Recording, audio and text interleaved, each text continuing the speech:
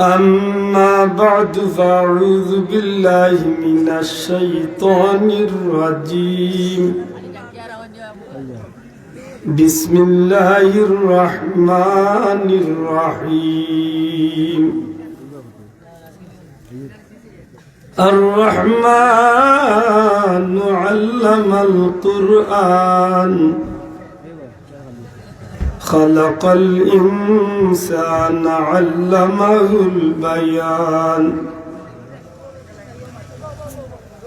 وقال تعالى إن الذين يؤذون الله ورسوله لعنهم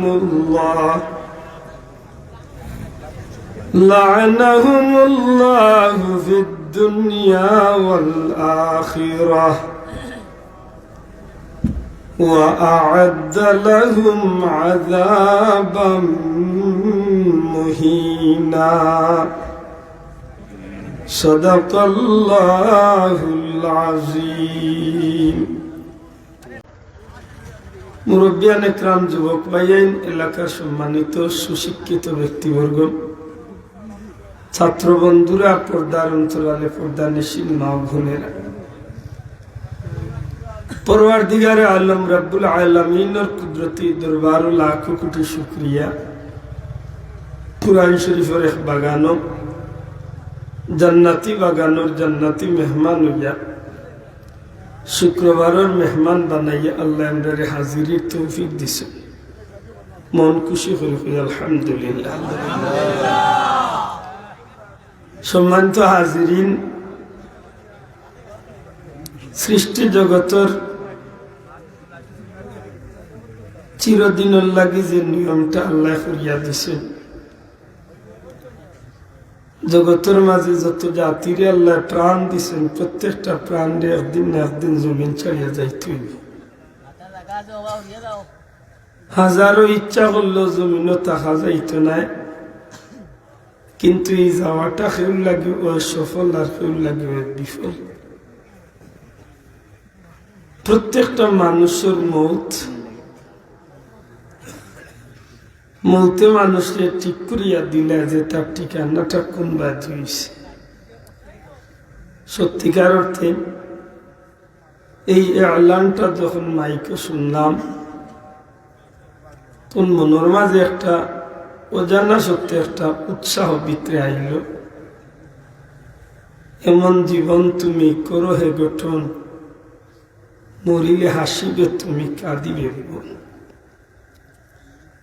সত্যি আমরা দুনিয়ায় তাইতে সময় সব ভাই কিন্তু খান্দি খান্দি আইছি, কারণ যার জীবন শুরু হয়েছে নিশ্চয় নিশ্চয় এই খান্দি খান্দি জিন্দগি শুরু করছে। যদিও আপনি আমি খান্দিছি, কিন্তু আমরা আপনজন হল আমরা রেফাইয়া খুশি হয়েছি। কিন্তু এই ক্ষণিকর জিন্দগিটা যেদিন শেষ হইব, আপনি আমি জমিন তুলে খান্দি খান্দি যাইতাম না আসি আসি যাইতাম? বুঝিয়া তাহলে একটু জবাব দিন। খুশি হইয়া যাইতাম না বেজার হইয়া যাইতাম? খুশি হইয়া যাওয়ারটা খালি মুখের উপরে রইল বইব না। কুরআন শরীফে প্রমাণ করে বন্দা খুশি হইব যখন ওয়াবশিরু বিল জান্নাহ, তার যখন জান্নাতে তার চোখের সামনে তুলিয়া ধরইব খুশি। কারণ প্রত্যেকটা মানুষের মনের মাঝে একটা অজানা জিনিসে কাজ করে, একটার নাম হইল খুশি। পরীক্ষার্থী বাচ্চায় রেজাল্টের অপেক্ষায় থাকে, যে সময় রেজাল্ট বার হয় তখন তার মনের মাঝে একটা খুশি দেখা দেয়। না,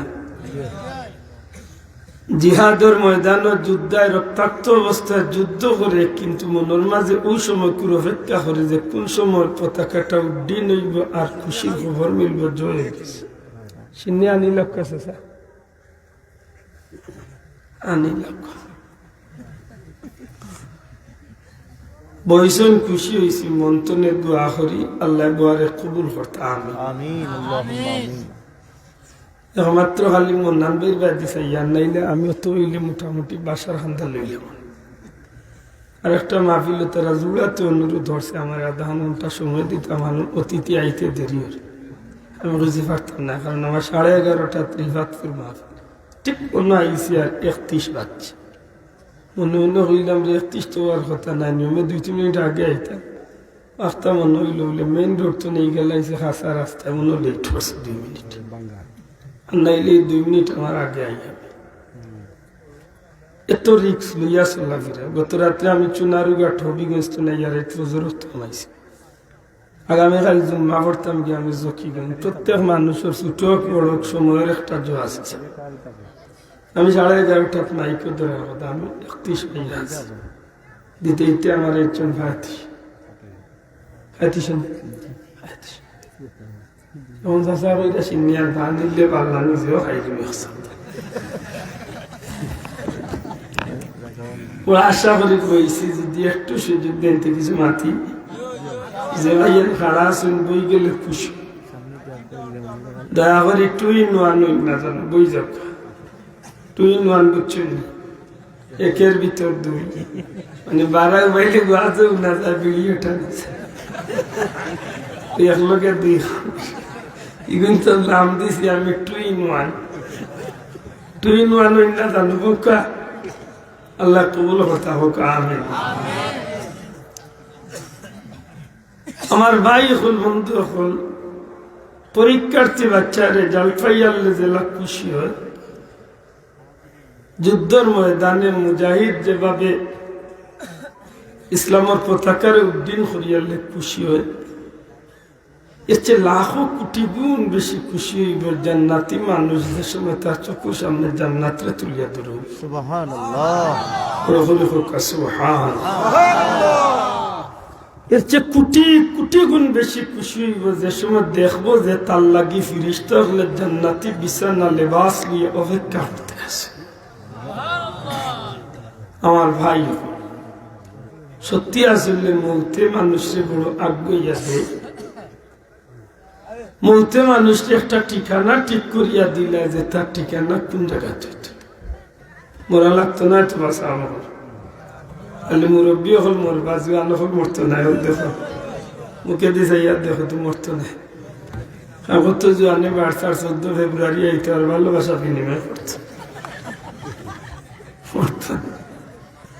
আমি কইরে মুসলমান এই জমিনের সত্যিকার অর্থে একজন মুমিনের সবচেয়ে বড় ভালোবাসা হইল আল্লাহ আল্লাহ রাসূলুল্লাহ সুবহানাল্লাহ ঠিক না ঠিক না এর বাদেও দি ভালোবাসে তো জিনিসের অভাব নাই মসজিদ রে ভালোবাসে কুরআন রে ভালোবাসে মা বাপ রে ভালোবাসি আর সব তাবালাইয়া আল হুব্বু ফিল্লাহ আল্লাহর ওয়াস্তে দিনই বাইরে ভালোবাসি নবীজি ফরমান বিনিময় আল্লাহ জান্নাতি বানাইব সুবহানাল্লাহ আল্লাহর ওয়াস্তে ভালোবাসাটা কেনে আজকে আমরা মাঝে নাই আমি তো ব্যক্তিগতভাবে তানকে চিনি না জমশেদ আলী সাহেব আমি ওখানে 1 মিনিটে আমার বাইক জবান তিনি আমি বুঝতে পারছি যে মানুষটা আল্লাহওয়ালা নিশ্চিত আল্লাহওয়ালা গতিকে মাদ্রাসার মাহফিলের সভাপতি আশিকে রাসূল মাশাআল্লাহ আশিকে রাসূল সত্যি করে করতে চাই তার পরিবারের পক্ষ থেকে আব্দুল্লাহ আদ্রে টাকা দেওয়া হয়েছে বলে গুণগার দোয়া করে শ্রদ্ধা করি খেনে দোয়া করি বলে আমার দিলে সাক্ষী দে আল্লাহ সাক্ষী এই মানুষটার জান্নাতি এর দায় আজকে খেনে এই মানুষটা মরত কত গাইল খেনে মরলা না আগামী গাইল খেনে মরলা না আজকে মারাইয়া আল্লাহ পরীক্ষা করছে রে গুলাম দেশ আমার গুলামের সারা জীবন কুরআন শরীফের লোকে মহব্বত আছে আজকে কুরআন শরীফের বাগানোর ফুল নকল দিয়ে আমি তার দুয়াত মনে করাইয়া জান্নাত পৌঁছিয়ে দেব আমার দিলের ইচ্ছা আমার ভাই এখন বন্ধু এখন সত্যি করে হোকা যায় মানুষটার মৌতটা সফল না বিফল সফল না বিফল দিলের মাঝে একটা ইতমিনান আনে ইতমিনান রাখুন জানো যে মানুষের মৌতে মানুষের একটা ঠিকানা ঠিক করিয়া দিলে সুবহানাল্লাহ কবরেরই হালত যদি মানুষ জানি তো কবরের হালত যদি মানুষ জানি তো ঘর বাড়ি সারিয়া পাগল হইত।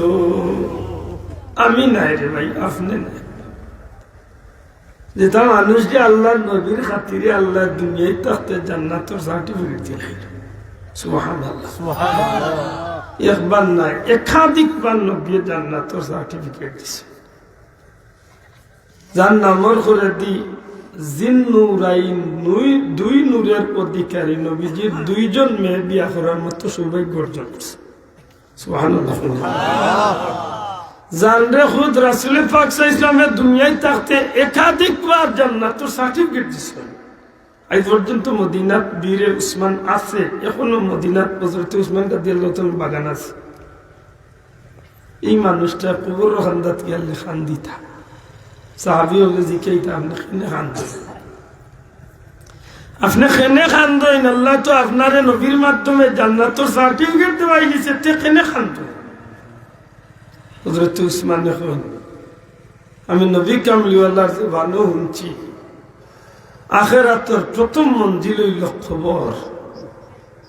কবরের ঘাট যে মানুষ নিরাপদে পার হয়ে গেছে, এই মানুষ জান্নাত পর্যন্ত প্রত্যেকটা ঘাট নিরাপদে পার হয়ে গেছে। আর যে মানুষ কবরও বেড়া লাগিয়েছে, ঘাটে ঘাটে এই মানুষ বিপদ হয়ে গেছে। আল্লাহ তুমি আমরা কবরের সামান জোগাড় করার তৌফিক দিও। আল্লাহুম্মা আমিন। মন্তনে হোক আমিন, বড় করে হোক আমিন। আমার ভাই হল, আমি বড় আশা করি কুরআন শরীফের 2 টুকরা আয়াত কারিমা তিলাওয়াত করছে। মনে হইল যদি বুঝিয়া তখন আমার লোক একটু মাতুই জানো। আজকে দুনিয়ায় মুসলমান জাতীয় হল খুব শান্তি নাই যাব না। বর্তমান পৃথিবীতে মুসলমান হল খুব শান্তি, খুব সুখী। দুনিয়ায় মুসলমান হল নির্যাতনের শিকার নাই। জি, মুসলমান হল জিল্লতি ভোগ করে না খুব ইজ্জতে আছে? আপনারা একটু মাথু কয়, আপনারা যেখান বুঝুন ওখান শুন জানো, আমার কথার লোকে তাল মিলে হওয়ার দরকার নেই। বর্তমান পৃথিবীত মুসলমান হল খুব শান্তি তো? জি, হয়তো অনেক ভাইয়ে জানেন না, একটা নীরবতা আপনি জানার দরকার। বর্তমান দুনিয়ায় গোটা পৃথিবীর মাঝে সবচেয়ে জনসংখ্যা বেশি মুসলমানের দেশ, বেশি মুসলমানের টেকা, বেশি মুসলমানের, কিন্তু মায়ের হার সবচেয়ে বেশি মুসলমান। কথা ঠিক নেই বাবা? দুনিয়ায় মুসলমান এমন মায়ের হার আপনার চোখ দিয়ে দেখলে আপনি কল্পনা করতে পারতেন না যে মানুষের ওলা মারতে পারে না। সামান্য ছোট্ট উদাহরণ দিলে বুঝবা যে মারির ধরনটা কেমন। আপনার বাজারও বা সিলেট গেলে গিরিল খাইনি, মুরুগ ভুড়া মাত্রা নাই, মুরুগ ভুড়া খাইনি। বর্তমান পৃথিবীত মুসলমানের লাখ লাখ মানুষের এইভাবে ট্যাং উফরে দিয়ে খোল্লা তোলে দিয়ে বাচ্চা ইন্তরে ফুড়া হইতে আছে। দূরে যাওয়া লাগতো না। খান্দাত চীন দেশের ইতিহাস খবর লইয়া দেখুন যেন উইগর মুসলমানের দেখি যাত্রা বাচ্চার মুসলমানের বাচ্চা ইন্তরে লোহার পিঞ্জিরার ভিতরে ঢুকাইয়া কুকুরে যেভাবে রাখেন ওভাবে আন্না খাইয়া রাখা হইতে আছে। মুসলমানের মা বই নকলের ইজ্জত, সন্তানের সামনে মার ইজ্জত নষ্ট করে হইতে আছে। মুসলমানের বাচ্চার মেয়ের পেট ফাটিয়া বাচ্চারে হত্যা করে হইতে আছে, মুসলমানের মারে হত্যা করে হইতে আছে। সামান্য নজির দেখছেন গত 4-5 বছর আগে বাংলাদেশের সীমান্তবর্তী এরিয়া মায়ানমারের নাফ নদীত কত হাজার মুসলমানের, কত লাখ মুসলমানের লাশ আর রক্ত সমুদ্রটা কিলা লাল হয়েছে।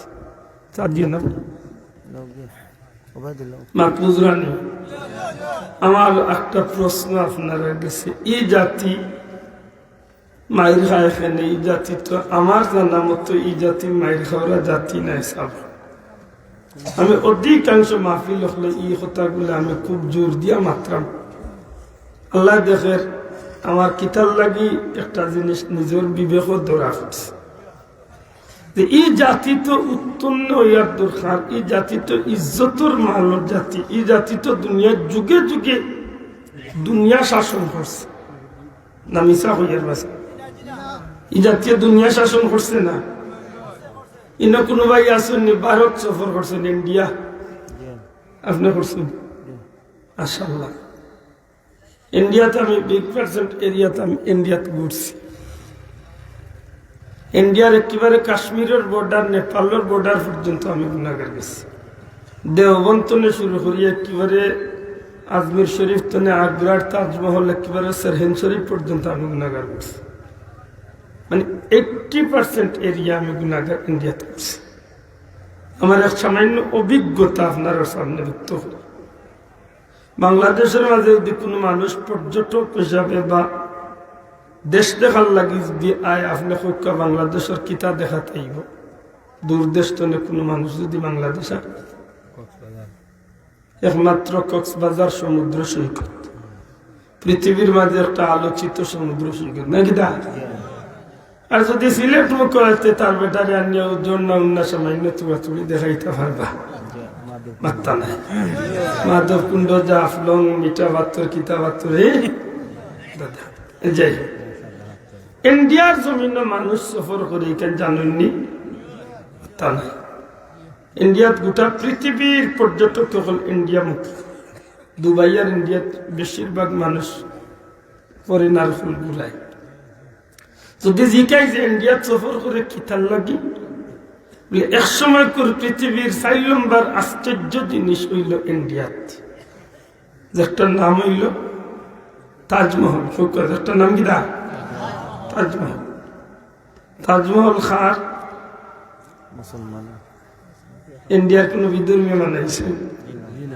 আফসোস, সম্রাট শাহজাহান ওর তার বিবি মমতাজ মহল রে কেন্দ্র করিয়া মায়ার বিবির লাগি তাই মায়ার একটা স্মৃতিসৌধ টাঙ্গিছে। আপনি যদি যাইন তাজমহল দেখবা যে তাজমহল আসলে কিচ্ছু নাই, এটা গোর। তবে এই গোরটা এতই আলোচিত, বর্তমান দুনিয়ায় তো 6 নম্বরে গেছে জানি না, একসময় পৃথিবীর 4 নম্বর আশ্চর্য জিনিস আছে। ব্রিটিশের 200 বছর শাসন করিয়া যাইবার সময় তাজমহল তুমি বহুত দামি দামি মরমর পাথর গুলা লিয়া গেছে কি, যে তা পাথরে রাতের অন্ধকারে বিনা কারেন্টে আলো দিত। আশ্চর্যান্বিত এবার বিষয় একটা, এই তাজমহলটা এত আলোচিত, এত দামি, এত মূল্যবান হইল, যদি আপনার কেউ জিকা কিতাল লাগি তখন আপনি নির্দ্বিধায় একটা কথার জবাব দিতে পারেন। এই তাজমহলের প্রথম প্রধান যে 4টার দরজা বা সামন, 4 বাদে কিন্তু এক সমান দেখতে লাগে। এই তাজমহলের প্রধান দরজার মাঝে পবিত্র কালামুল্লাহ শরীফ, কুরআন শরীফের নকশা করা। এমনকি সম্রাট শাহজাহানের বিবি মমতাজ মহল শাহজাহান সাহেবের কবরের উপরে যে গম্বুজটা, বড় গম্বুজের নিচে পবিত্র কুরআন শরীফের নকশা করা। সুবহানাল্লাহ, সুবহানাল্লাহ। এই তাজমহল দেখার লাগি দুনিয়ার ভিজিটর হল যায়। দিল্লির লালকেল্লা মুসলমানের অবদান, দিল্লির শাহী জামে মসজিদ মুসলমানের অবদান, দিল্লির একসময় পৃথিবীর সবচেয়ে উঁচা কুতুব মিনার, যেটা কুতুবউদ্দিন বখতিয়ার কাকি রহমতুল্লাহ আলাইহির স্মৃতিচরণে, সেই কুতুব মিনার মুসলমানের অবদান। এক কথায় গোটা ভারতের জমিনে একটা বিদেশি মানুষ যদি ভিজিটর হিসাবে ইয়ার টেকা খরচ করে, আপনি বুকুত হাত দিয়া কইতে পারবা যে কোনো বিধর্মের কিছু দেখার লাগি না, মুসলমানের স্থাপত্য হল দেখিয়া তারা মনটারে জোড়ায়। জুড়ে হল সুবহানাল্লাহ, বড় করে কইতে হবে সুবহানাল্লাহ। এই জাতি একসময় এত বড় দেশ ভারত শাসন করল, এই জাতীয় গোটা পৃথিবীর জমিনটারে শাসন করল। এই জাতির শাসনের অবদান আজ হাজার হাজার বছর ধরিয়া পৃথিবীর ইতিহাসে সুনারক করে লেখা হয়েছে। আপনি সুলতান সালাউদ্দিন আইয়ুবীর ক্রুসেড যদি পড়েন, সারাটা সিরিজ আপনি একবার পড়ুকা, কিছুদিন এত সময় লইয়া যাত্রা বন্ধ হল, তখন আপনার চোখ কপালে উঠে যাইব যে মুসলমান এই দুনিয়া করছে এটা কিতা। সুবহানাল্লাহ। সুলতান সালাউদ্দিন ক্রুসের বলিয়ালে আপনার আশ্চর্যই দিবা যে মুসলমানের এই দুনিয়ায় কি যা দাপট চালাইছে। সুবহানাল্লাহ। আপনি দেখো আরো উফরে দিই, যখন যাইতে যাইতে যাইতে যাইতে যাইতে যাইতে যাইতে একেবারে ইসলামের প্রথম যুগ যাইবা, তখন দেখবা যে রাসূল পাক সাল্লাল্লাহু আলাইহি সাল্লামের প্রিয় সাহাবী সৈয়দনা হযরত উমর ইবনুল খাত্তাব রাদিয়াল্লাহু তাআলা এর জামানাত বিনা অস্ত্রে, বিনা তর্কে, বিনা ভয়ে, বিনা যুদ্ধে, বিনা তরোয়ালে অর্ধেক পৃথিবীর প্রায় ৩৩,০০০ বর্গ ফিটের এরিয়ারে বিনা তরোয়ালে আল্লাহ নবী সাহাবী সুন্দর শাসন করছেন। খালি শাসন নাই, ওটা মানব জাতির লাগি কিয়ামত পর্যন্ত সোনার ইতিহাস রচনা করছেন। তার শাসন আমলে খালি মানুষে তার ইনসাফের প্রতি জয়ছে না, প্রত্যেকটা জানোয়ারের উপরে পর্যন্ত আল্লাহ নবীর সাহাবীর ইনসাফের প্রভাবটা পড়ে গেছে। শোনা ভাই নজরে হইতে সুবহানাল্লাহ। এখন আমার প্রশ্ন আপনার কাছে, শাহজালাল সাহেবের জীবনী পড়লে আমরা পাই যে সুলতান হযরত ফিরোজ শাহ রহমতুল্লাহ, হযরত সুলতান ফিরোজ শাহ যে রাজা গড়গোবিন্দর বিরুদ্ধে সৈন্য প্রেরণ করছিল, তখন এই জমিন আছিল মুসলমানের আয়ত্তে।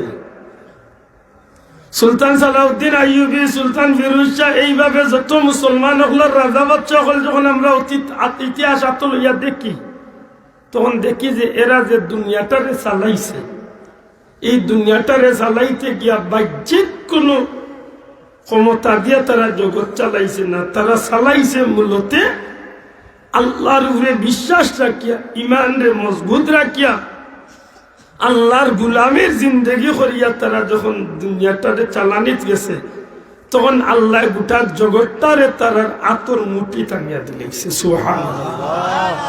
এই সময় কিন্তু তুলনামূলক মুসলমানের সংখ্যা কম, দেশ কম, অস্ত্র কম, টেকা কম, সত্তা কম।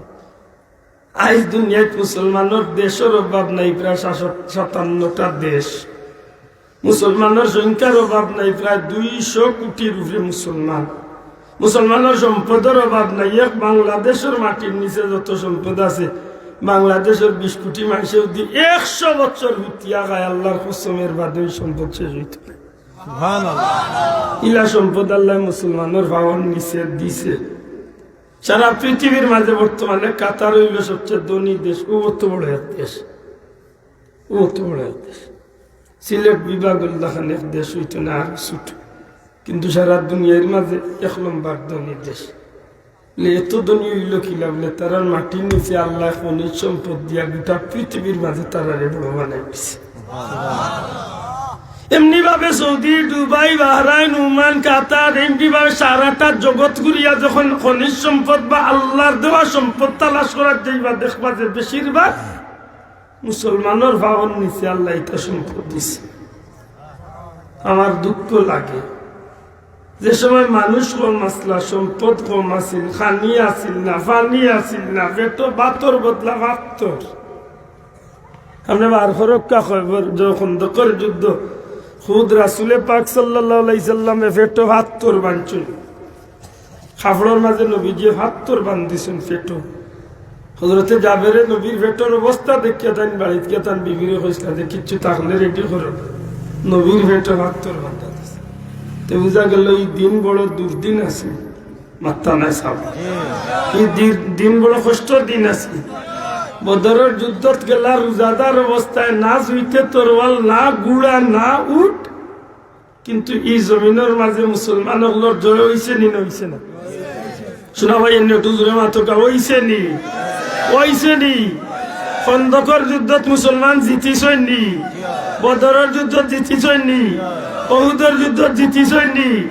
মুসলমানের ক্ষমতা এই সময় কামে লাগছিল নি? খিনে এই সময় তো টেকাও আসিল না, খানিও আসিল না, মানুষও আসিল না, কিচ্ছু আসিল না।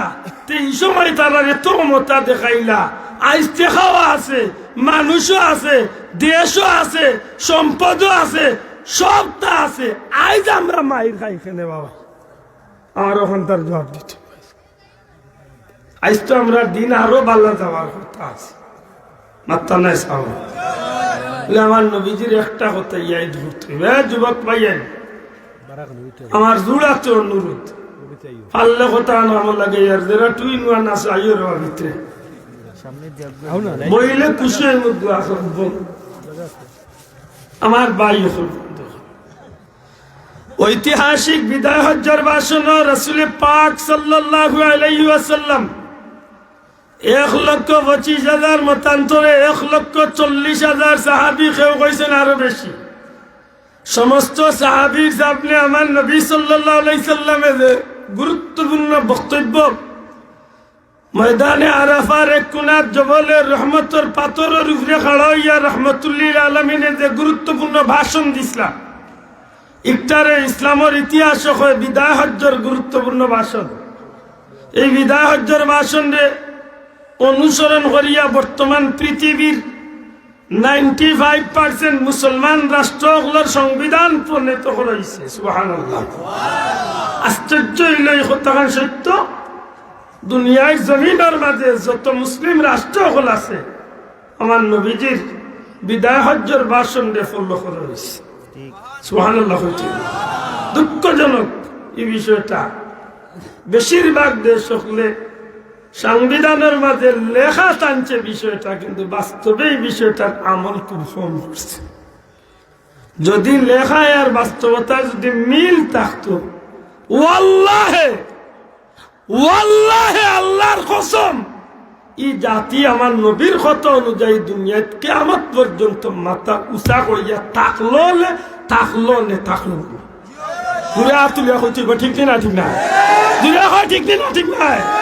কারণ আমার নবীর একটা কথা, নবীর ব্যক্তিগত আসিল না।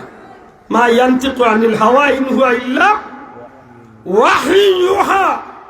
আল্লাহ রাসূলের যত কথা কইছেন দিনের ব্যাপারে প্রত্যেকটা কইছেন নবীজির আল্লাহর পক্ষ থেকে ওহী পাইয়া। সুবহানাল্লাহ। সেই গুরুত্বপূর্ণ ভাষণের শেষ দিকে আমার নবীজি সমস্ত সাহাবা একরামরে উদ্দেশ্য করিয়া কইছে, আমার প্রিয় সাহাবী হল, তুমি তাই যারা উপস্থিত আছো, তুমি তাই আমি নবীর এই কথা খানাইন শুনো, আর তুমি তাই কথা খানাইন যারা লগে দেখা হইব যারা অনুপস্থিত। লক্ষ্য করেন বিষয়টা, যারা অনুপস্থিত আমি নবীর এই কথাগুলা তোমার দায়িত্বে তারারে শুনাইয়া দিও। সুবহানাল্লাহ।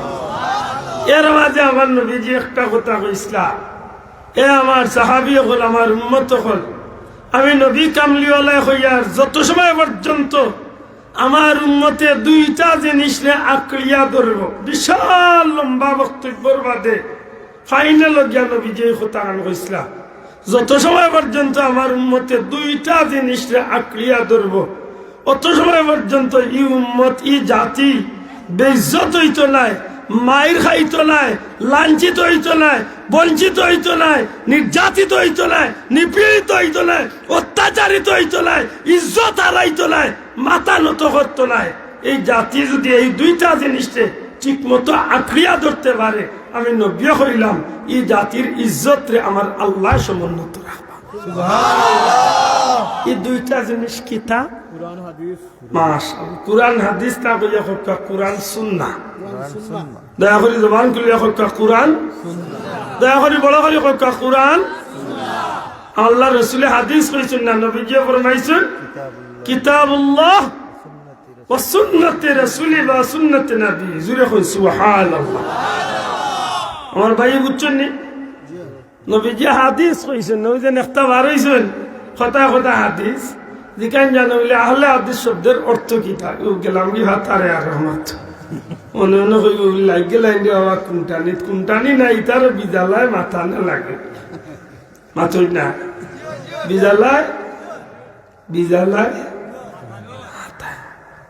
আইতো না যেন আজকে বিয়ান তুয়াল্লা যখন নিচ্ছি ওখানে যদি মাথাত লাগি দেখালে কি লাগবে, আজকে বিয়ানে টাকা জানাই নিচ্ছি ও যাত না ফরমান যেখানে হইছে আজ। আচ্ছা ইতারে কিতা হইলে গিয়া টান দিব আল্লাহ সাওয়া হইছে ইলা না ফরমানি কত হল ইতার মুখে দিবার আল্লাহ মাফ করুক।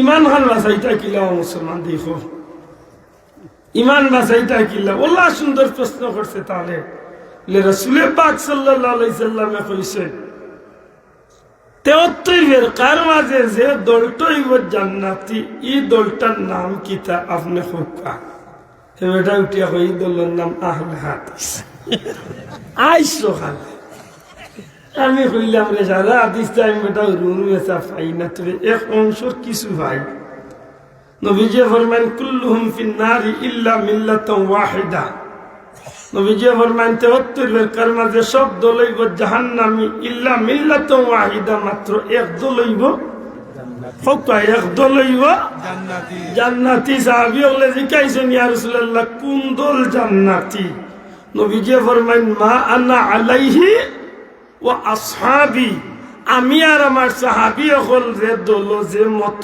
কিয়ামত পর্যন্ত ওই এরারে অনুসরণ করিয়া যারা চলবো এরা হইব জান্নাতি যদি ওই এলাকার কোনো বন্ধুর ঘরে তাকে ফাও ধরিও অনুরোধ করব হযরতে বড়পীর আব্দুল কাদের জিলানী মহিউদ্দিন আব্দুল কাদের জিলানী রহমতুল্লাহ আলাইহির গুনিয়াতুত তালিবিন বার করিয়া এখন দেখি লক্কা 73 দলের ফেরকার নাম আনছেন আর এই 73 মাঝে 72 দল দুজকি ফরিস্তার নাম আর যে দল জান্নাতি মান আলাইহি ওয়া আসহাবি নবী সাল্লাল্লাহু আলাইহি সাল্লামে যে হাদিসে কইয়া গেছলা হযরত বড় পীর আব্দুল কাদের জিলানী ফরমান এই দলের নাম হইব আহলে সুন্নাত ওয়াল জামাত সুবহানাল্লাহ শোনা ভাই নজরে হইতো সুবহানাল্লাহ তাকবীর আল্লাহু আকবার ইয়া রিসালাত ইয়া রাসূলুল্লাহ আহলে সুন্নাত ওয়াল জামাত জিন্দাবাদ তারে জিকাইছে ওলা আগাটা মোটা হুজুর তারে জিকে রে দেখলে সুরত দেখলে বুঝবা মানে জিবরাইল ইয়া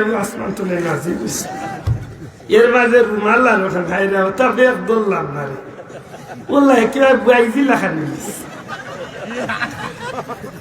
বুয়াইজি লাগবে আল্লাহ তার পর্দা ফরজ করিছে কোবাল দিলে উঠিয়া জিকাইল গেজেন গেজেন হইলা 73 মাঝে একদল জান্নাতি কোন দল জান্নাতি সুজা উঠিয়া কইছে আহলে হাদিস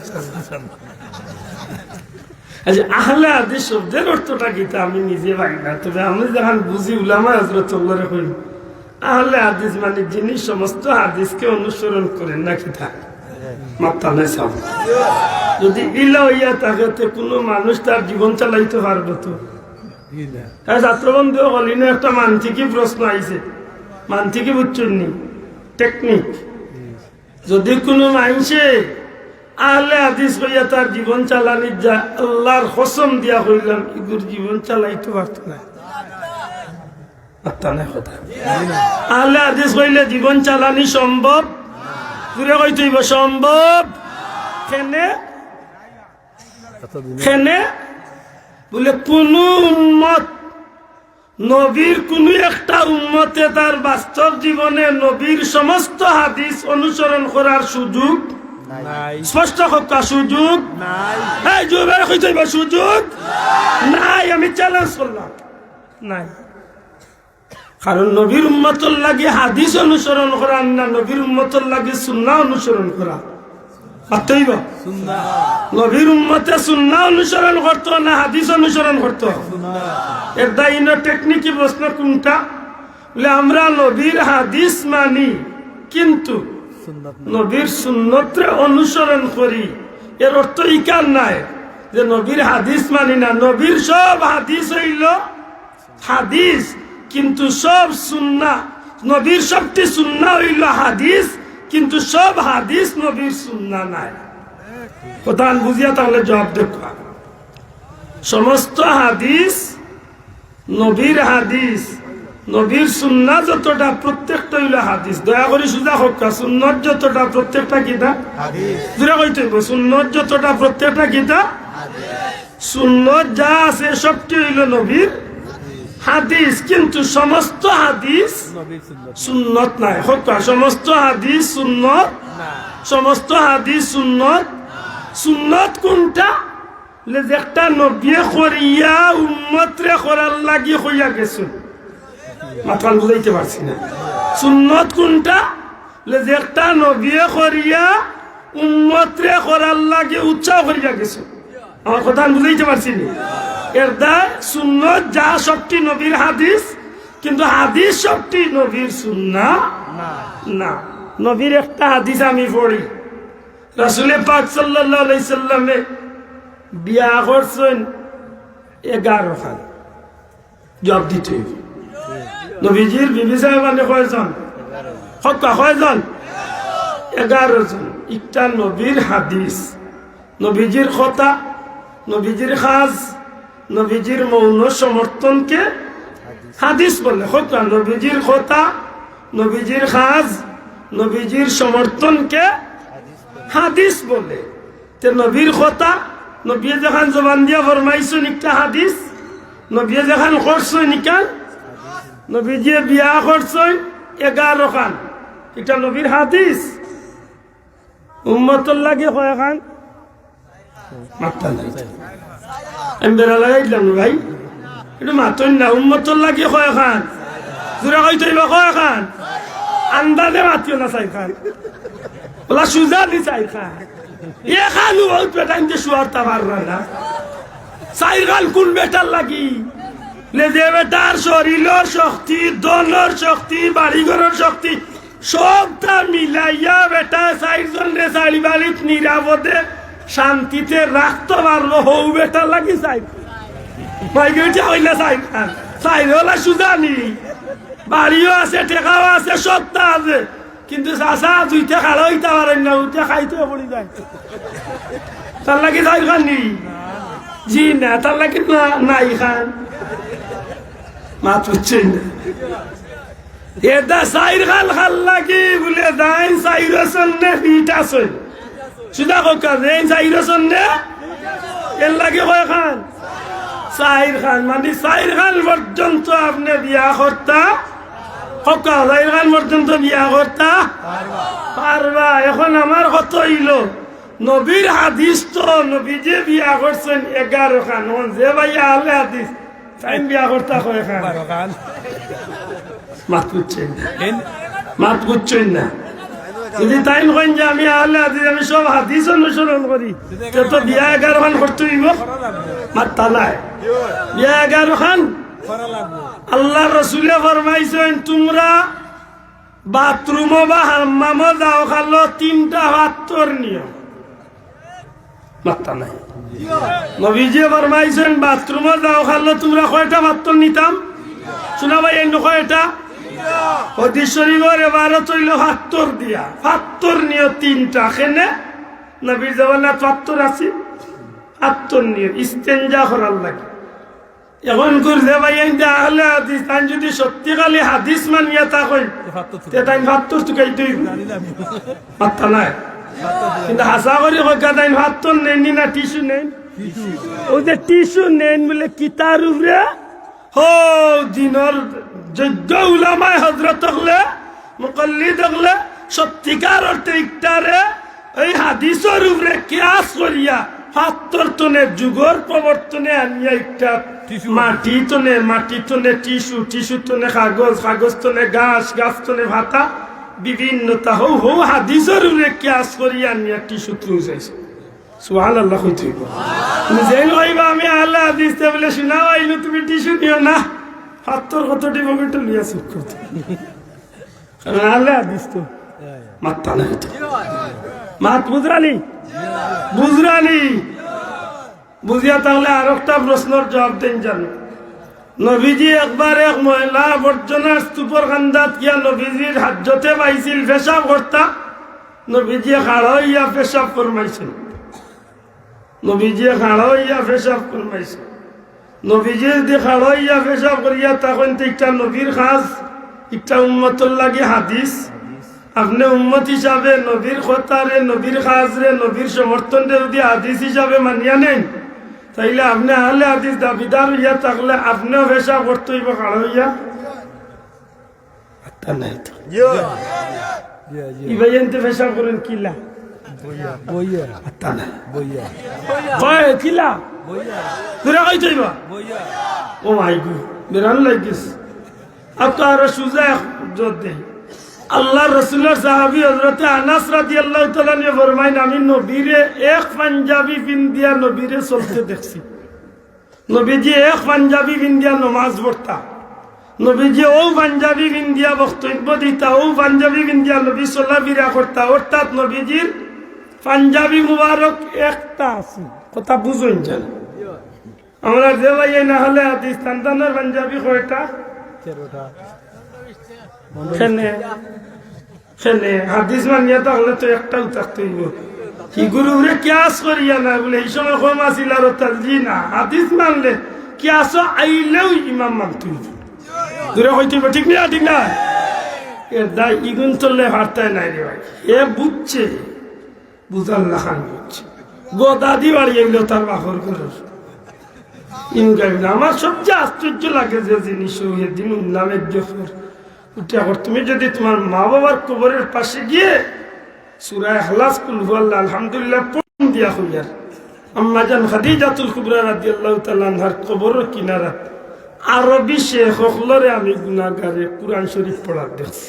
সুবহানাল্লাহ। এত আড়াই মাস আজ পর্যন্ত যত উলামায়ে হযরত হল হারামাইন শরীফ আইনো যাইরা জিকান জানে এরা জান্নাতুল বাকি জান্নাতুল মুআল্লা জিয়ারত গেলে কিছু ফড়াইনি না, ফড়াইনি না, ফড়াইনি মাতকা ফড়াইনি। বলদের বাচ্চা উঠিয়া হয়েছে এটা মেড ইন মদিনা না, এটা মেড ইন চায়না। বুঝছো কথা? বুঝছেন নি ফয়লা কথা? ওই যে আপনি আপনার বাবার কবরের খান্দাত, মার কবরের খান্দাত, গাঁর কবরস্থানের খান্দাত গিয়া যেন কুলু আল্লাহ পড়েন, আলহামদুলিল্লাহ পড়েন। তারে প্রশ্ন করছে যে কবরস্থানে গিয়া কি করা উচিত? উঠিয়া কইছে শুধু আসসালামু আলাইকুম ইয়া আল্লাহর কুবরি অথবা আসসালামু আলাইকুম ইয়া দারাইন, এই পর্যন্ত আর কিছু বলবে না। কারণ কুল হুয়াল্লাহ আলহামদুলিল্লাহ দুরূদ শরীফ এইসব সব হচ্ছে মেড ইন চায়না, এইসব মেড ইন মদিনা না। মা পুজারি ইগুন হইছেন এক জাতর তেড়া, অন হগুন তোর মাহির করতে আইনি না, হগুন তোর মাহির করতে কোন গুণ লিয়া বিপদে হল্লায় আক্কা ইনাইন মাতিমো কয়েকদিন বাদে অন্য 20 তারিখ মনে হয় আইয়া ও অন্য চড়াইয়া তাইয়ার 20 তারিখ রাইট 9টা তখন জানো কিছু আফসোস মিটাইয়া কইম অন্য আমি যে বিষয় ধরছি এখন এটা চুড়াচুড়ি মাতিলে আমার কথা নাই। আপনারা কি আল্লাহ সেন না বলি গেছেন জানি না, কি আল্লাহ সেন। এক সময় মুসলমানের শক্তি আছিল কম, মুসলমানের দন আছিল কম, মুসলমানের পেটো খানি আছিল কম, মুসলমানের গুড়া উঠ আছিল কম, দেশ আছিল কম। কিছু মুসলমানে কিন্তু এই জমিনের মাঝে আল্লাহর জমিন রে ক্ষমতা দেখাইছেন না, দেখাইছে না। মাত্র মুসলমানের ইজ্জত আছিল না, আছিল না? আজকে মুসলমানের সংখ্যা বেশি, দেশ বেশি, সম্পদ বেশি, সত্তা বেশি, দেখে না আজকে মুসলমান নির্যাতিত। প্রশ্ন করছিলাম আপনারা কাছে, ও আমি কইছিলাম যে একটা স্তনে 1500 বছর আগে দু জাহানের বাচ্চা নবী কামলিওয়াল্লাহ তার উম্মতরে শিখাইয়া দিয়া গেছিলা যত সময় দুইটা জিনিস আঁকড়িয়া ধরবাই, একটা হইল আল্লাহর পবিত্র কালাম কুরআন শরীফ, আর 2 নম্বরটা আমি নবীর সুন্নাহ। এই দুইটা জিনিস আঁকড়িয়া যত সময় আমার উম্মতকে দরিয়া রাখি দিব, অর্থাৎ এই দুইটা জিনিসকে অনুসরণ করিয়া যত সময় আমার উম্মত চলি যাইব, এই উম্মতের ইজ্জত আল্লাহ রক্ষা করবা। জুড়ে হল সুবহানাল্লাহ। এখন আমার প্রশ্ন হইল নবীর ই কথার মাঝে আমরা আসিনি, মাত্রই বুঝলাম নবীর ই কথার মাঝে আমরা আছি, কুরআন এবং সুন্নাহর ভিতরে আমরা জীবন চালাইয়া তো মাত্রা নাই, চালাইয়া নি, দূরে কইতে হইব চালাইয়া নি। দুনিয়ার মাঝে 1 নম্বর মুসলমান রাষ্ট্র সৌদি, মাতকা পৃথিবীর মাঝে মডেল ইসলাম সৌদি, দুনিয়ার মাঝে বড় দেশ সৌদি, দুনিয়ার মাঝে মুসলমানের 100 দেশ সৌদি। ই সৌদি আজকে ইসলাম দেখাইতো আছিল সারা পৃথিবীরে, ই সৌদির ইসলাম দেখা সারা দুনিয়ার মানুষে অনুসরণ করতে আছিল। কিন্তু ই সৌদির মুসলমান হল ঠিক জায়গাত রয়েছে নি না? নবীর কথা তো নেহরি গেছে। শোনা ভাই আফগান তুলিয়া দেখাও ঠিক মতো জায়গাত রয়েছে না হরছে? দূরে দেখাও রয়েছে না হরছে? রয়েছে নি, রয়েছে নি, কিলা রইল। আইস্তনে 2 বছর আগে 26টা না 22টা সিনেমা হল ওপেন করছে। আইস্তনে 1.5 বছর আগে মহিলাগুলোর ড্রাইভিং লাইসেন্স দিছে। আইস্তনে 4 মাস আগে রিয়াদর জমিন 70,000 মানুষ দিয়া কনসার্ট করছে।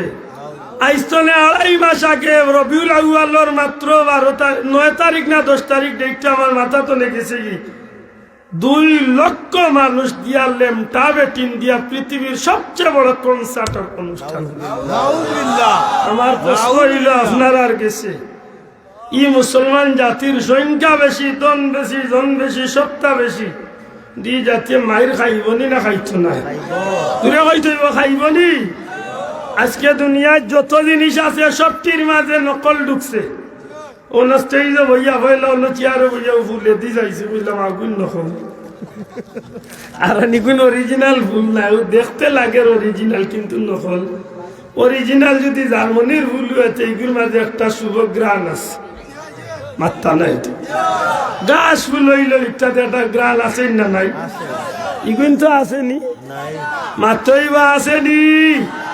এবারটা নাকে দি দিলে আমাই বনি গ্রান সেনে নকল জুড়ে কয়গুন কিতা জুড়ে কয়গুন কিতা। ঠিক কলা ইসলামের প্রত্যেকটা মৌলিক বিষয়ের মাঝে নকল ঢুকছে। লাইটে লাগাইছে খোর দেখলে তো ইয়ালোর চৌকে দি লাইট মারলে কি আর মুরগি তো বুঝি নিকি জ্বালাইছে ডাইরেক্ট চৌকে ইসে দি দেওয়া ইয়া না সব একটু দাগ গো আল্লাহ আছে আল্লাহ আছে একটু দাগ গো আল্লাহুম্মা সামনে আগুই যাও কা সাবো কোন একটু সামনে দি আগুই যাও কা চিনিয়া নাই লোক দেহের মারি করি একটু সামনে আগুই যাও ওয়ালা লি সাইয়্যিদিনা কোন জায়গা আছে একটু জুরে জুরে বড় আল্লাহুম্মা سيدنا مولانا وعلى آل سيدنا مولانا জান যখন নিকালিবা আজরাইল আসিয়া মরণ কালে দেখা দিও গো নবীজি নূরের চেহারা লইয়া আল্লাহুম্মা সাইয়্যিদিনা মাওলানা ওয়া আলা আলি সাইয়্যিদিনা। আমার ভাই হল বন্ধু হল এই জমিনের মাঝে যতটা জিনিস আছে প্রত্যেকটার মাঝে 2 নম্বরই ঢুকাই লইছে, কথা ঠিক নেই। সাথে সাথে ইসলামের মৌলিক বিষয়গুলোর মাঝে ইদানিং গিয়া 2 নম্বরই ঢুকছে, ঠিক নেই?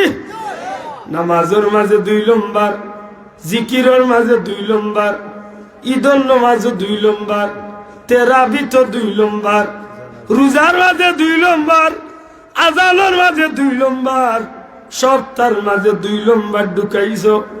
এই জমিনের মাঝে নির্ভেজাল একটা মাত্র জিনিস আমার জানা মতো বুঝ মতো রয়েছে গো ভাই। এখানে কোনো দলিলের কথা নাই বাবা, আমার ব্যক্তিগত কথা। একটা জিনিস নির্ভেজাল, যালিকাল কিতাবুল লা রাইবা ফিহি, কেবলমাত্র কুরআন শরীফ কুরআন মজিদটা রয়েছে নির্ভেজাল, কথা ঠিক নেই? শোনা ভাই না তুলি এখন ঠিক নেই, কিন্তু আওখান নির্ভেজাল রাখতে দিতা না। যে খেলা শুরু হয়েছে গতবার ইন্ডিয়ার এক মুসলমান নামদারি মুনাফিক, হে ইন্ডিয়ার কৌটো রিট করছে কুরআন শরীফের 26টা আয়াত বাদ দেওয়াইতো, জানেন নিতা? হ্যাঁ, আইস্তনে 3 মাস আগে আরবার হে ইসলাম ধর্ম ত্যাগ করিয়া বেঈমান হয়ে গেছে। নাউযুবিল্লাহ। আমার ভাই হল বন্ধু হল ইদানিং গাইয়া আমরা দেশে কিছু মূল্যায়নতে বেঙ্গল 7 লাখান মাথা তুলিয়া তারাও কুরআন শরীফ ভুল বার করে। কোন ভুল জানেননি? যেটা আয়াতগুলোর মাঝে নবী কামলিওয়ালার ইজ্জতের আলোচনা, ওলি আল্লাহর সম্মানের আলোচনা, এইসব আয়াত তখন বুঝিল নবীর জমানার ঠিক আছিল, এখন আর ইকনান কুরআন শরীফ রাখা ঠিক হইতো না। শোনা ভাই নুজুরে হইতো নাউজুবিল্লাহ। ও মুসলমান, আমি জিকাইতাম সাইয়ার এই জমিনের মাঝে কুরআন শরীফের হেফাজত তারিখে দয়া তুলিয়া খোখে লাহাফিজুল হইয়া আল্লাহ যে কুরআন শরীফের হেফাজতের দায়িত্ব নিলা, দুনিয়ার কোন নাস্তিক মুরতাদ বেঈমান কাফিরে কুরআন শরীফের জমিন তলে উঠাইতে পারবনি, পারবনি। পারতো না, কারণ কিতা? আমার আল্লাহ জেলা মহান, আমার আল্লাহ জেলা শ্রেষ্ঠ, আমার আল্লাহ জেলা, আল্লাহর সাথে জেলা কোন জিনিসের তুলনা চলে না। আমার আল্লাহর পবিত্র কালামুল্লাহ শরীফ হলা মহান, কালামুল্লাহ শরীফ হলা শ্রেষ্ঠ। এই কালামুল্লাহ শরীফের লগে দুনিয়ার কোন জিনিসের তুলনা চলে না। সুবহানাল্লাহ। আমার ভাই হল, বন্ধু হল, আমার খাইসলতে হয়তো কুরআন শরীফের মান কমছে, আমার লাগানে মুসলমানের খাইসলতে হয়তো কুরআন শরীফের ইজ্জত কমের। মূলতে কুরআন শরীফের ইজ্জত আছে না নাই? ও ভাই, পেটের মাঝে বেদনা করে ফুলতলি যাবার গেছে, আল্লাহর মকবুল বান্দা আল্লাহর কাছে গেলে আল্লাহর ওলি হলে ফু দেন, মাত্তা নাই ফু দেন। যদি দিকেন মসজিদের ইমাম সাহেব হুজুর, ও আবিদ সাহেব হুজুর, ও মৌলানা সাহেব, ও পীর সাহেব হুজুর, হাসা করি খো কিতা হড়িয়া ফু দিলায়, আপনার ভুর পানি পড়ে আমার ভেতর বিষ কমে গেল, আমার ভুয়ার জিন্নাত ছুটি গেল, আমার ও অসুবিধা দূর হয়ে গেল। ইমাম সাহেব কইবা বলে আমি আল্লাহ দেখ দোয়া পড়ছি বলে জি না, নবীজি ফরমাইছেন দুনিয়ার জমিনের মাঝে যত বেমার আছে সব বেমারের শিফা বানাইয়া আল্লাহ কুরআন শরীফ যে জমিন নাজিল করছে। আল্লাহর কথা তোলা অনুনাজ্জিল মিনাল কুরআন মা হুয়া শিফাউন ওয়া রাহমাতুল লিল মুমিনিন। মুমিনিন, মুমিনের লাগি আল্লাহ পবিত্র কুরআন মাজিদ রে সব জিনিসের সমাধানের শিফা বানাইয়া দিলিস। সুবহানাল্লাহ। বড় করে কইতে হইব সুবহানাল্লাহ। আর নবীজি ফরমাইন সূরা ফাতিহা আলহামদুলিল্লাহ শরীফ সব বিমারের শিফা। এর দ্বারা কুরআন শরীফের সূরা ফাতিহা পড়িয়া যদি কেউ ফু দে, যত বড় সমস্যা থাকুক আল্লাহ দূর করিয়া দিলায়। তবে কথা আছে, আব্দুল্লাহ দে সূরা ফাতিহার 100 বার পড়িয়া দিলে কাম করে না। মসজিদের ইমাম সাহেব হুজুরে একবার পড়িয়া দিলে কাম হয়ে যায়। আল্লাহর ওলি বুলতলি হিসাবে এক জোড়া পড়িয়া দিলে কাম হয়ে যায়। আব্দুল্লাহ তোর পড়ায় কাম হন না, এতে কি তার কুরআন শরীফের অসুবিধা নেই? মারতে হইব কুরআন শরীফের অসুবিধা নেই? জি না, আব্দুল্লাহ তোর আমল ঠিক না। ঠিক না, ঠিক নাই? আমার খাইসলতর কারণে এই কুরআনে কাম করেন না। আল্লাহর কালামর মান ঠিক আছে? সবাই না তুলিয়া কইতে ঠিক আছে না? নাই ঠিক আছে নি? ঠিক আছে। ভাই মুসলমান, এই কুরআন শরীফের ইজ্জত স্বয়ং আল্লাহ বাড়াইছেন। কুরআন শরীফের লগে যেটা মানুষের সম্পর্ক করে এরার ইজ্জত আল্লাহ দুনিয়া এবং আখিরাতে বাড়াইয়া দিলাইছেন। নবীজি ফরমাইন কাল কিয়ামতের ময়দানে কুরআন শরীফের উসিলায় সাইর গুলো মানুষকে আমার আল্লাহ জান্নাতি বানাইবা। সুবহানাল্লাহ। আল্লাহু আকবার। রিসালাত ইয়া রাসূলুল্লাহ। সুন্নাত ওয়াল জামাত জিন্দাবাদ। রাসূল পাক সাল্লাল্লাহু আলাইহি সাল্লাম ফরমায়, ও আমার উম্মত হল, কুরআন শরীফের উসিলায় সাইর গুলো মানুষ কিয়ামতের ময়দানে জান্নাতি হইব।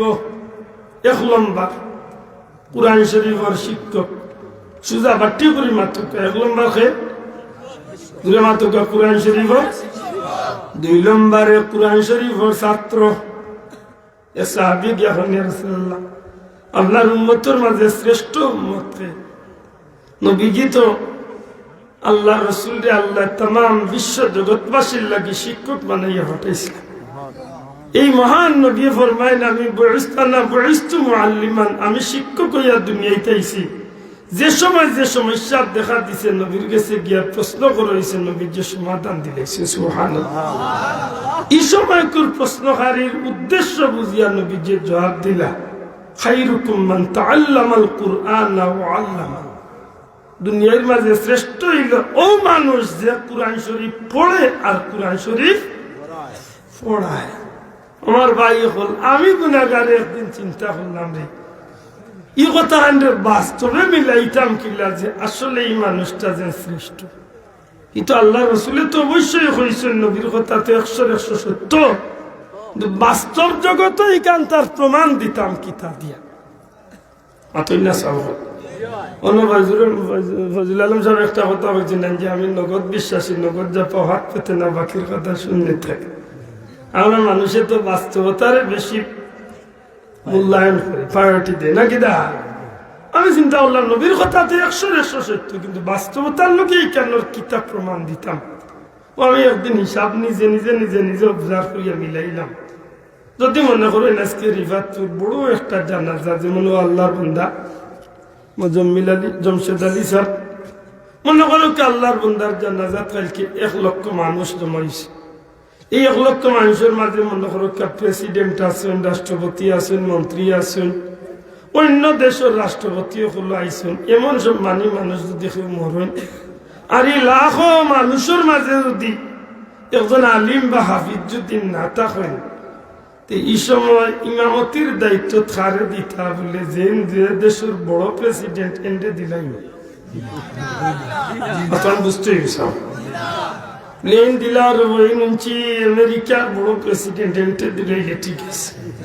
হ্যাঁ, ভারতের এন্ডে দিলাই, বাংলাদেশের রাষ্ট্রপতি সামনে আইতো না। লাখো মানুষের মাঝে যদি হাফিজ বা আলিম মিলে না, কারি মিলে না, আর ও জায়গার যদি আখতাকে হইয়া খবর করে হো আব্দুল্লাহ নামে এক বেটা আছে, হুঁচি বেটা একেবারে গরিব মুসিবেটার হুয়া, কিন্তু হে কিছুদিন কুরআন শরীফ পড়ছে, আল্লাহর বলির গেছে, আর ও হুজুরা হিসাবে তার কুরআন শরীফ শুদ্ধ আছে, নমাজ পড়াইবার যোগ্যতা আছে। বালাউরি বুঝিয়া জবাব দিয়ে যেন আমি আমার বৃদ্ধি হইলাম, কেউ মনে কষ্ট হইতো না। আমার বংশের কোনো পরিচয় নাই, ইজ্জতের পরিচয় নাই, সম্পদের পরিচয় নাই, দলের পরিচয় নাই, যোগ্যতার পরিচয় নাই। আমার পরিচয় লোকটা যে আমি কুরআন শরীফের কারি শুদ্ধ করে পড়তে পারি, পড়াইতে পারি। ও জায়গায় যদি লক্ষ লক্ষ মানুষ থাকেন আর কেউ যদি ইমামতির যোগ্যতা না রাখেন, সাগরি হকা এই সময় আমার ইমাম বানাইতে বাধ্য নেই, বাধ্য শোনাবাই নজরে হইতে বাধ্য নেই। এই সময় আমি মসিবেটার ভুয়া বা আমি এক কিরানোর ভুয়া বা আমি এক ডাস্টবিন সাফ করার ভুয়া ইকান হইয়া দি বড় কোনো মানুষের দেখি না এগুলি ইমাম মানতাম না, খাওয়াইতো মাত বুঝুন জান সবে উঠিয়া কইলা একটা দায়িত্ব বিহাজাল ইমাম, আর তাই উঠে আয়াম নিজে নিজে ইমাম নমাজ হইব শোনা ভাই নমাজ হইব। আর যদি এম পিছনে যদি সারা লক্ষাধিক মানুষ ইত্তেদা করেন, তাইলে ইচ্ছা করিয়া টাইম টাইম সবে হইলা ইত্তা দায়িত্ব বিহাজাল, জবান খুলিয়া কইতে ইত্তা দায়িত্ব বিহাজাল, ইচ্ছা অনিচ্ছা যেসা লাগানো বাবা তোমার ইমাম হকা ইমাম মানলাম মানছি। এখন তুমি রুকু 3টার জায়গা 6টা দিলেও চেষ্টা দিব মাথা নাই বাবা, তোমার লোক কালিয়া তুমি দেবা যাইবা, আমরা তোমার লোকে আসি। বুঝিয়া জবাব দিতে হইব। ইমাম শব্দের অর্থ নেতা, ইমাম শব্দের অর্থ সর্দার, ইমাম শব্দের অর্থ সম্মানিত। তাইলে নবীর কথা আর বাস্তবে ই কথা 1 লক্ষর মাঝে এই সম্মানিত হইছেন নিলা না? শোনা ভাই গা তুলিয়া হইতে হইব সম্মানিত হইছেন নিলা না? সম্মানিত হইছেন নি? নারে রিসালাত আল কোরআনের আলো। তাইলে আমার নবীর কথা ঠিক আছে, তুই কইতে 100 ঠিক আছে।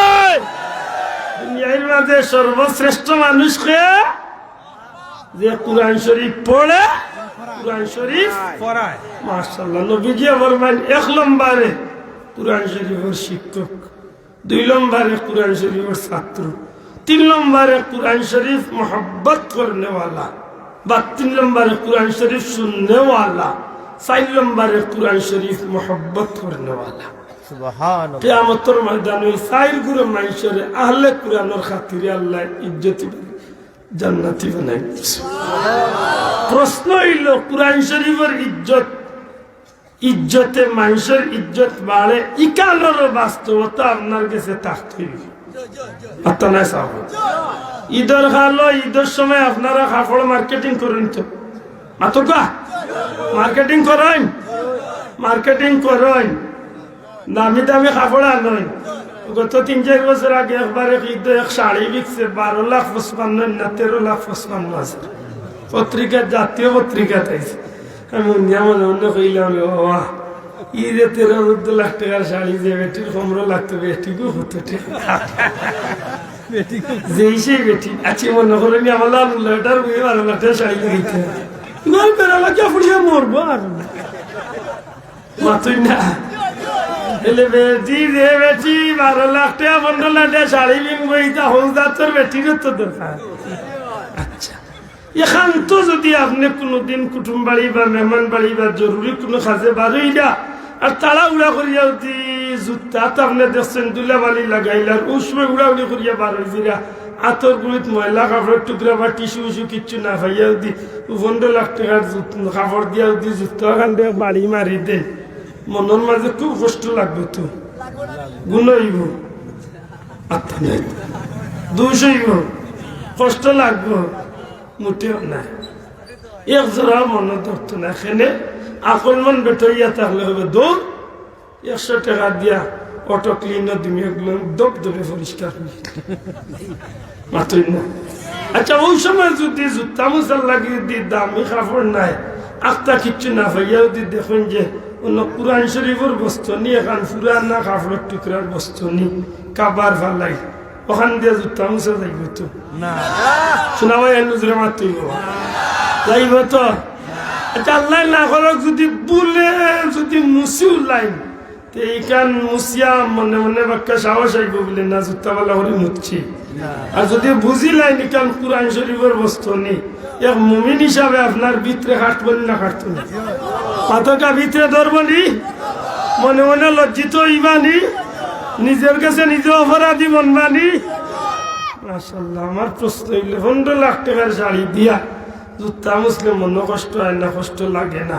ই কাপড়ের টুকরার বিনা পয়সার পুরানা বা 10 টাকার মূল্যের কাপড়ের টুকরা দিয়া আমার জুতা মুসলে যদি কষ্ট লাগে, তাইলে বোঝা গেল যে একজন মুমিনের গেছে এই কোরআন শরীফের বস্তু নি কেন দাম দাম আসেনি। এখন নিজের বাস্তব জীবনে মিলাপ কোয়া এই কোরআন শরীফের খাবার যদি আল্লাহর কালামের ইজ্জতের দামি বনেতে, ই মানুষ যে মানুষ আল্লাহর কালামের সাথী বনে, ই মানুষের দাম কেমন? বাস্তবতা ফুলতলি যাওয়ার জীবনী বার করিয়া দেখুন জানো আল্লাহর অলিরে আল্লাহ কইনা হয়েছে। আমি মালদ্বীপের ইতিহাস পড়ছিলাম 96 একটা ম্যাগাজিনের মাঝে, অনেক আগে 96। আমি তখন 8 ছাত্র। ওই সময় পড়িয়া আমার মনের মাঝে একটা জোর ছিল যে মালদ্বীপের জমিন মূলতে আছিল মানুষ সূর্য পূজারী।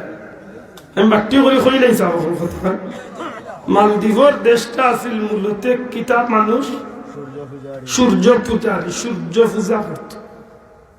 এই জমিনের মাঝে ইসলামের বাতি জ্বলিয়া উঠছিল। খার ছিল জানেননি? এক হাফিজে কোরআনের ছিল। শোনা ভাই নজরে কইতে সুবহানাল্লাহ। 96 বিষয়টা আমি পড়ছিলাম।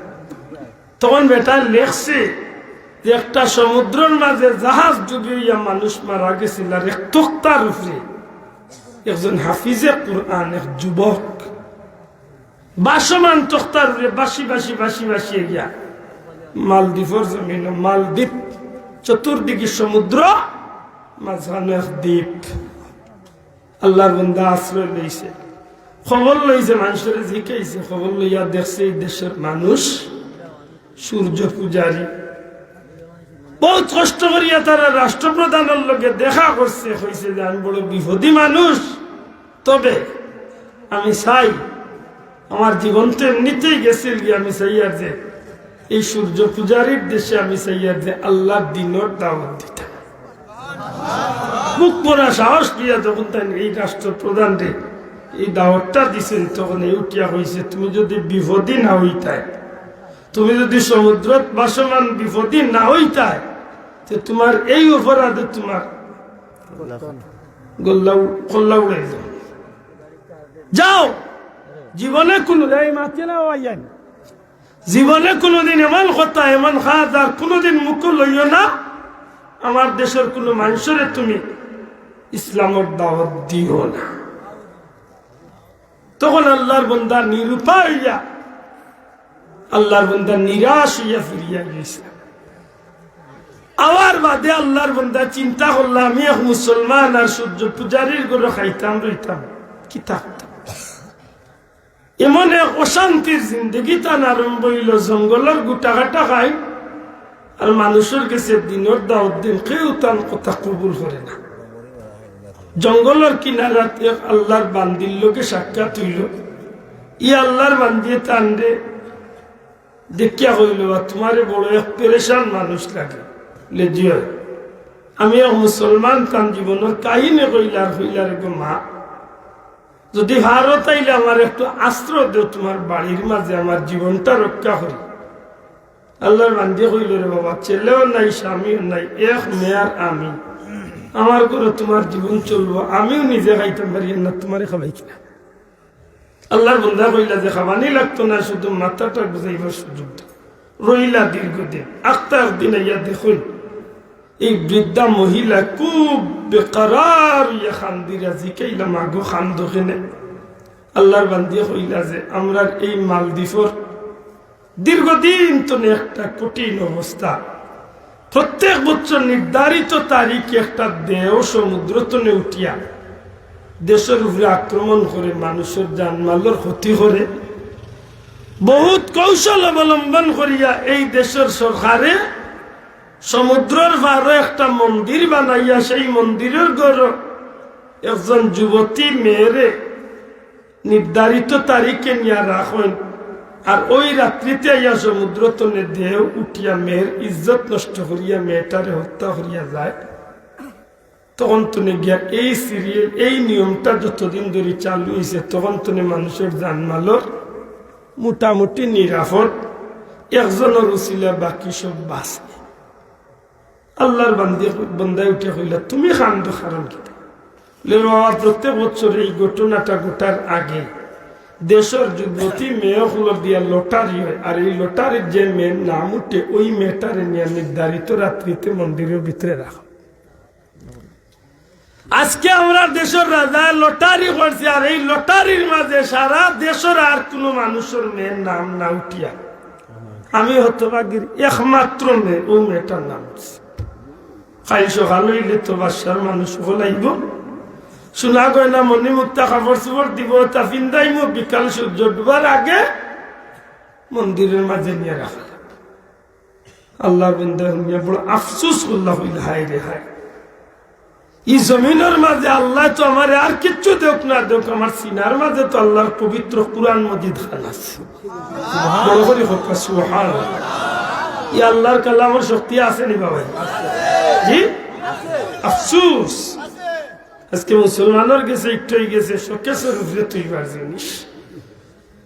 মুসলমানের গেছে এই কুরআন মজিদের দাম নাই রে ভাই।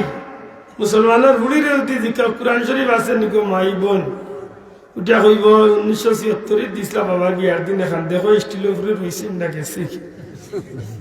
আফসুস।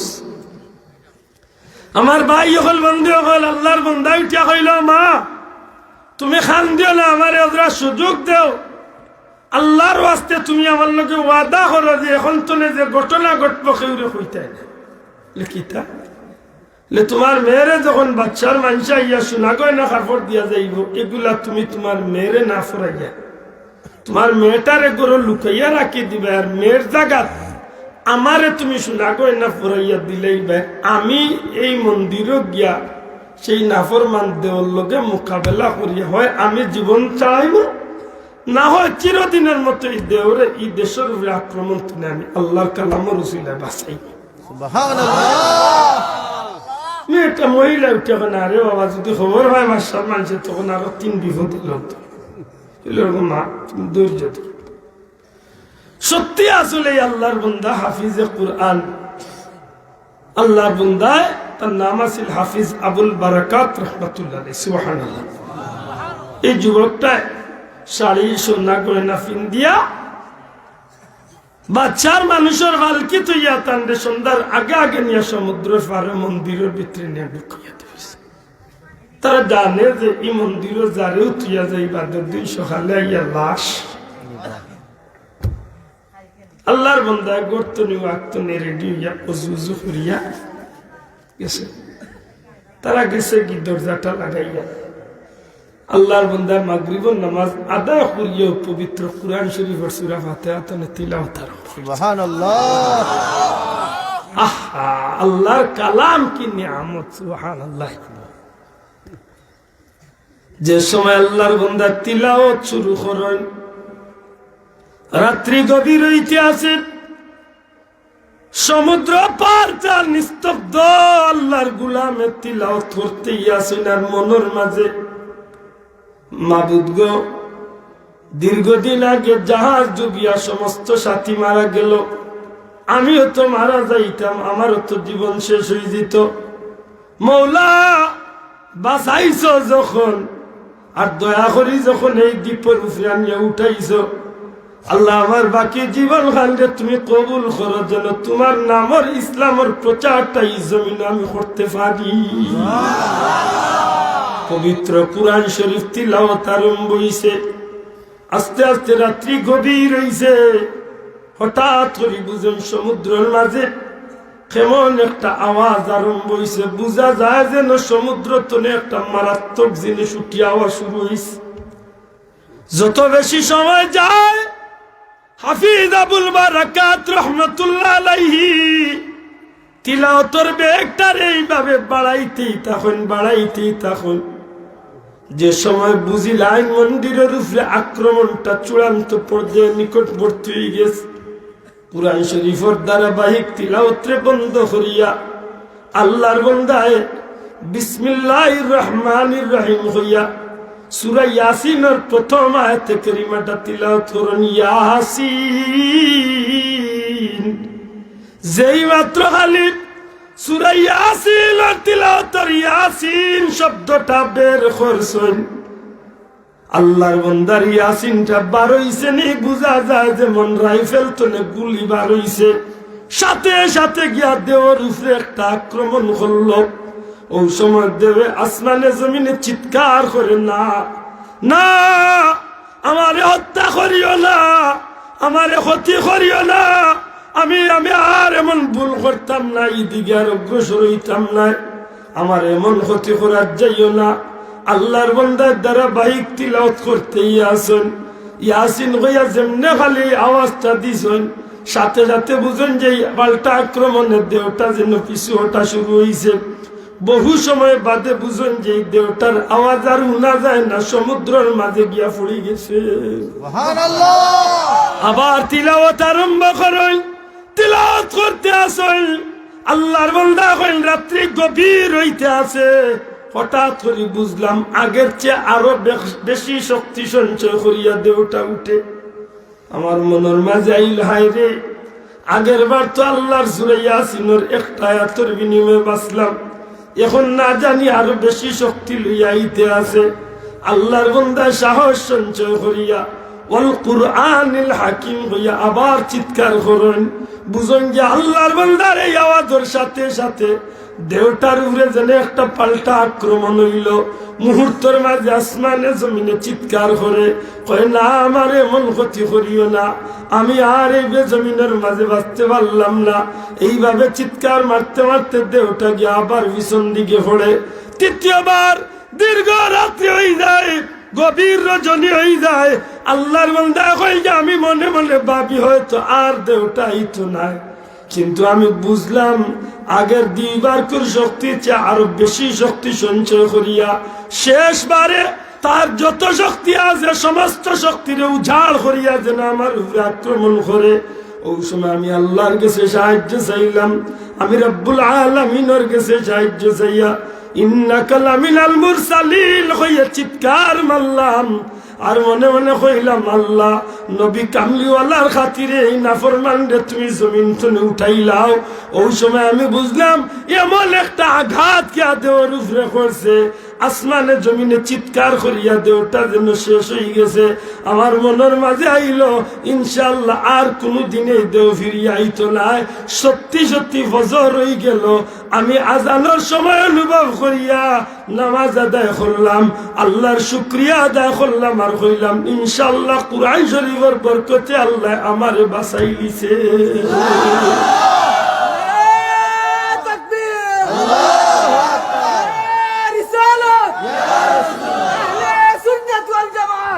আমার ভাই হল বন্ধু হল পরের দিন সকালবেলা নিত্যদিনের অভ্যাস অনুযায়ী বাদশার মানুষে যখন পালকি লইয়া আয়, কিতার লাগিয়া আইব লাশ ফিরত নাইনি। এর আগে আল্লাহর বান্দায় ফজরের নামাজ আদায় করিয়া মন্দিরের দরজা বা জানালা খুলিয়া দুনিয়ার পরিস্থিতি দেখতে আসেন। ওই সময় রাজার মানুষ সকল যারা লাশ নেওয়া চাইছিল এরার মাঝে হঠাৎ করে একটা আতঙ্ক দেখা কইরে জীবনে যতদিন ধরে মন্দির তো নেই আর লাশ নেই, ইলা তো একদিন দরজা খোলা দেখছি না, আজকে দেখি দরজা খোলা। তারার মাথা উনিয়া তাই মন্দিরের ভিতরে তলে খোল্লা বার করছে। এটা এখন জান জানো কিছু মনে আর করে কয় রে বাবা ইগেতে আজকে ঠিক আছে শেষ না আবার রইছ। তারা দাম লইয়া তারা বাগি যে বাসার দরবারে বাসা আইজ হইছে না এই দেবী গো আপ মন্দিরের বাসা হয়ে কিতাব ইলা তো কোনো কথা নাই, ইলা তো যায় গিয়ে না বাসা বিশ্বাস করেন না তো আপনি বাসা সৈন্য সামন্ত সবরে লইয়া ইয়া। ওই সময় আল্লাহর বান্দায় মানুষ দেখিয়া মন্দির তো নেবার আসিল তো মহিলার লেবাস, কিন্তু এখন আল্লাহর বান্দা মন্দিরও আমাইয়া তো মহিলার লেবাস খুলিয়া পুরুষ। সুবহানাল্লাহ।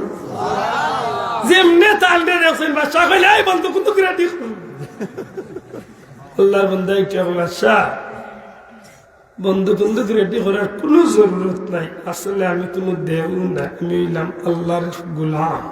সুবহানাল্লাহ।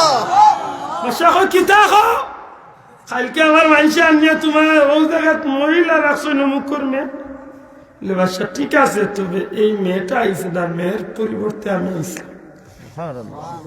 ওটা কইয়া যাই না আগুইতা তারা করে দিয়া আল্লাহ বান্দা বাদশা আপনি আমার চিনছেন?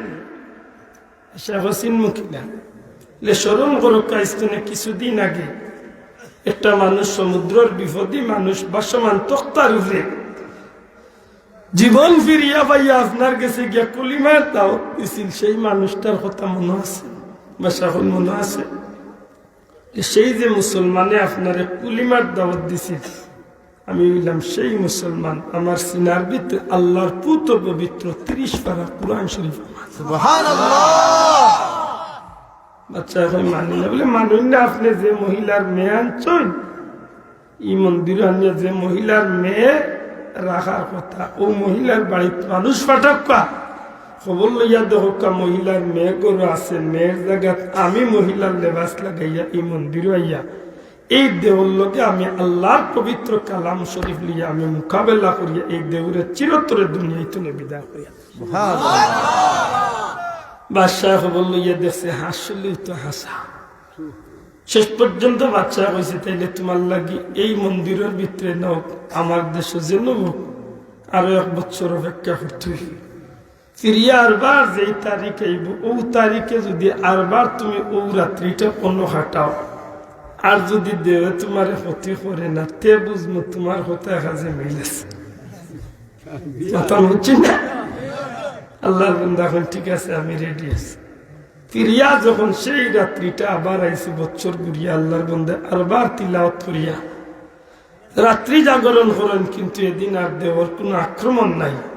পরের দিন রাজা সারা মানুষ লিয়া যখন হাজির হয়েছে, তখন আল্লাহর বন্ধু এই হাফিজে কোরআনে উঠে কইল, বাচ্চা এখন সত্যি করে হুকা, এই সূর্য পূজা যে আপনারা করেন এটা কি আল্লাহর কোনো দেওয়ার ধর্ম? বাচ্চা লজ্জিত ইয়ে মাথা নত করিলাই। ও বাচ্চা, লজ্জিত এবার কিচ্ছু নাই। আল্লাহ আমার ভিতরে 30 পারা কোরআন মজিদ দিছেন, আমি সেই আল্লাহর পবিত্র কালাম রে সাক্ষী রেখে, আল্লাহর জাত রে সাক্ষী রেখে আপনারা আমি কলিমার দাওয়াত দিয়ার সাথে সাথে বাচ্চার সামনে হাজার হাজার মানুষ কলিমা পড়িয়া মুসলমান। এই পবিত্র কোরআন মজিদ, কোরআন শরীফের এই শক্তি আল্লাহ আইজও রাখছেন না রাখছে? শোনাবাই হইতে রাখছেন না? এই কোরআন শরীফে যদি আমরা ঠিক মতো আঁকড়িয়া ধরি, সত্যি করে হোকা, এই জাতির ইজ্জত কোন জাতি মারতে পারবো? এই জাতি মায়ের খাইব, মায়ের খাইব? এই জাতি লাঞ্ছিত হইব, বঞ্চিত হইব, অপমানিত হইব? এই পবিত্র কালামুল্লাহ শরীফ কেনে আমরা অনুসরণ করি না, কেনে আমরা দেখি না, কেনে আমরা এই কাণ্ডে মহব্বত করি না? সত্যিকার অর্থে এই না করার কারণেও আজকে মুসলমানের এই দুর্দিন নামিয়ে আইছে। পাশাপাশি নবীজির আদর্শ, নবীর সুন্নাহরে যদি আজকে আমরা ঠিক মতো জীবনে চলার পথে লোক দৌড়াইতাম পারতাম, তাইলে আজকের এই দুর্দিন আমরা জমিনে আইতো না। আজকে যে করোনা অমিক্রণ আইছে, সব তার পিছনে দায়ী হইলাম আমরা। আমি ইনশাল্লাহ 20 তারিখ আইল নইলেন বাঙ্গিয়া হইল কিলার দায়ী না দায়ী মনে থাকে যান। যদি ফিরিয়া দুনিয়ায় মুসলমানের মাথা খাড়া করতে হয়, এই মুসলমান যদি ফিরিয়া ইজ্জত হইয়া দুনিয়ায় বাঁচতে হয়, আল্লাহর কসম বিকল্প কোনো রাস্তা নাই, একটাই রাস্তা, আল্লাহর কোরআন আর নবীর আদর্শ, নবীর সুন্নাহর অনুসরণ করিয়া এই জাতি তার ইজ্জত রে ফিরিয়া পাইবার সুযোগ আছে না নাই? আছে না নাই? আলহামদুলিল্লাহ, রিফাতুর লতিফিয়া হাফিজিয়া মাদ্রাসা সেই পবিত্র কোরআন শরীফের বাগান। আমি খুশি হয়েছি, যদিও কিছু সময় বইছি, কিন্তু আমার মন ভরে গেছে যে লক্ষ লক্ষ টাকা আলহামদুলিল্লাহ আপনারা এই বাগানে সাহায্য করছেন। কিছু করিয়া যাক। আজকে দেখো গতটার করোনার কত বাসা বাসা মানুষ সকল দুনিয়ায় তুলে গেলাকে মাথই না যাও। বদরুদ্দিন কামরান সাহেব, আপনারা বালাগঞ্জের MA হক সাহেব, জি প্রেসিডেন্টের আমরা MP সাহেব, মাহমুদ চৌধুরী সাহেব, কত বড় বড় মানুষ সকল দুনিয়ায় তুলে গেলা কিনা। ইটা মানুষের টেকা পয়সা কিচ্ছুর অভাব আসিল যাও, হাজার করে হোক কাছে। ইটা মানুষে যদি চাইতা তো দুনিয়ায় টেকা দিয়া যদি বাঁচা যাইতো, তো ইটা মানুষের তো টেকা দিয়া বাঁচতে ভালো লাগে। আল্লাহ তাআলার কবরের জান্নাতের টুকরা বানাকা হোক, আমিন। সত্যি কথা খান হোক কাছে। এই জমিনে আইতে যে লাখেও একটা টাকা লইয়া আইসি না, যাইতো তো লইয়া যাইতে এটা যেন কিছু পয়সা মাদ্রাসা দিছেন বা দিরা, মনে করেন জানো ইটনে নিজের লাগে নিজের জীবন রে জান্নাত মুখী ধরাইছে। সুবহানাল্লাহ, আল্লাহ যেন কবুল করেন হোক, আমিন।